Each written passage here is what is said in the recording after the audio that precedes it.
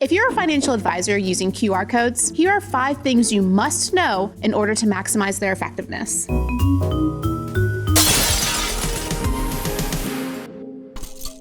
These days, you see QR codes everywhere. Restaurant menus, storefronts, tipping your hairdresser, at the local farmer's market. Pretty much everywhere you turn, there's a QR code for you to engage with that business. But just because you see them everywhere doesn't mean they're always being used correctly. For instance, where I usually see them that doesn't make any sense is when they're used digitally. If you have a QR code in your email signature, you're making it a little too complicated for the person to get that information. Most of us read our email on our phones, and now I have to use my phone to scan the QR code.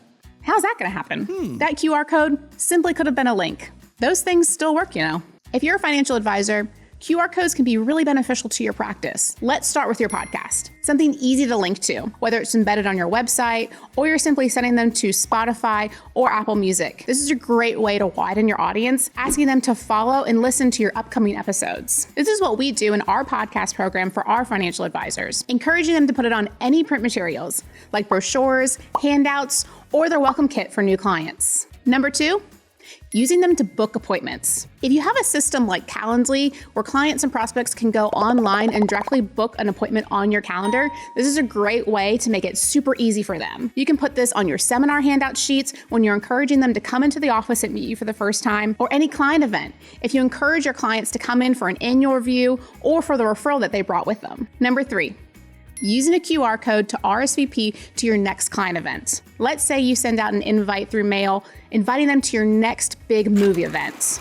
Well, you can encourage them to not only RSVP through email or call in the office, but setting up a specific landing page where they can easily say yes by scanning that QR code and providing you with their guest information. We recently did an invite for an advisor, inviting his clients and prospects to a pickleball event. They set up a Google form to collect every RSVP. So we put a QR code on that invite to make it as easy as possible for them to collect that information and encourage people to bring a guest. Number 4, use a QR code to direct towards content on your website. Let's say you have an upcoming seminar and it's all about Social Security. You have a blog article on your website about that topic. Use a QR code to direct them to RSVP and check out some of that content you've already created. Number 5, use a QR code to promote all of your social media platforms. Similar to what we talked about for podcasting, put these on all of your print materials so you encourage likes and subscribers as you engage with more prospects and clients. Your social media content will be so much more effective when you funnel people to those platforms. These are all great ideas.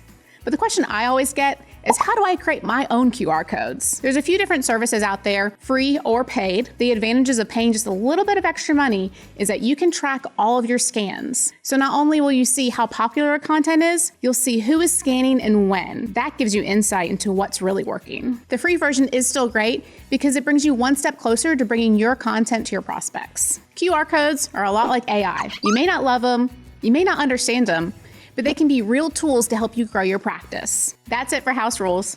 As always, don't forget to like and subscribe below for more content.